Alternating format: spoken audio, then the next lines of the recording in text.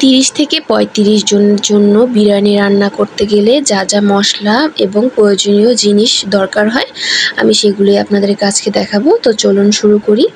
প্রথমেই এই যে টেস্টিং সল্টটা দেখাচ্ছি, এটা একটু দরকার হবে বিরিয়ানি রান্নার জন্য একদম লাস্টের দিকে। তো আর এটা হচ্ছে গিয়ে বিরিয়ানির মশলা। এখানে বিরিয়ানির মশলা 3টার মতো আনা হয়েছিল, আর সাথে একটা অন্য মশলাও আনা হয়েছিল। তো আমি এক এক করে সব দেখাচ্ছি। এই যে আরেকটা আমি বের করলাম বিরিয়ানির মশলা।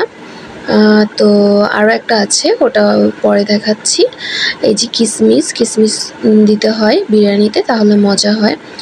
আর এই যে গুঁড়া দুধ, এখানে ডানোর দুধটা ইউজ করা হয়েছিল।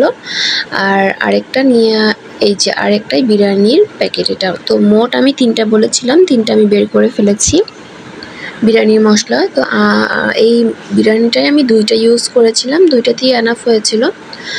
আর এই আরেকটা বিরিয়ানির মশলা, এটা হচ্ছে গিয়ে শানের একটা মশলা। বিরিয়ানি যারা ঝাল খেতে খুব পছন্দ করেন তারা বিরিয়ানির মধ্যে এটা দিতে পারেন, আর যারা ঝাল খেতে পছন্দ করেন না তাহলে তাদের এটা দরকার পড়বে না। তো এটাও আনা হয়েছিল। তো বিরিয়ানি রান্নার সময় আর কি দেখলাম যে এটাতে অনেক মরিচ, তো ওটা দেওয়া হয়নি। আর এদিকে একটা হ্যান্ড টাওয়াল মানে টিস্যু আনা হয়েছিল, তো এটাও দেখিয়ে দিলাম। আর এটাই হচ্ছে গিয়ে সেই বাজারের লিস্টটা।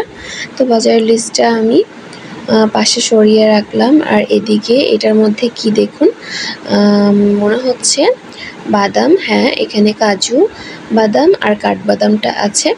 তো এটাও পেস্ট করে দেন যখন মুরগিটা রান্না করা হবে তো সেটার মধ্যে দেওয়া হবে। তেল আনা হয়েছে এখানে 1 লিটারের মতো। আর এখন আমি নামাচ্ছি পোলার চাল। তো পোলার চাল এরকম প্যাকেটের কয়টা, 3টা না জানি 4টা আনা হয়েছিল, 3টাই মনে হয়। তো এই 3টা না 4টা আনা হয়েছিল মেবি। আচ্ছা, আমি দেখাচ্ছি এক এক করে। তো এটার মধ্যে ছিল হচ্ছে দারচিনি এলাচির মতো কিছু একটা। হ্যাঁ, এই যে এলাচি আর লং।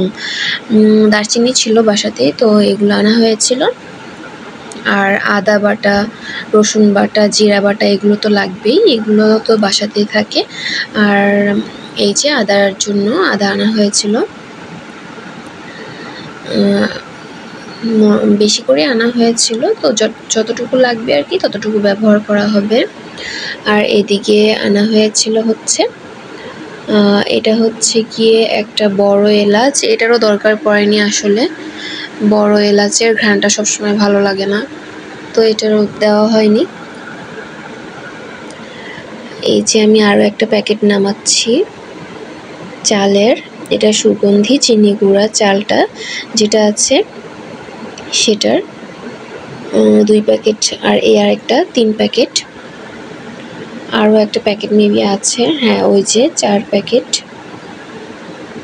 আমি আসলে যখন ভিডিও করেছিলাম তো তখন আর কি নামাচ্ছিলাম আর দেখছিলাম যে কয়টা আছে, 5টা।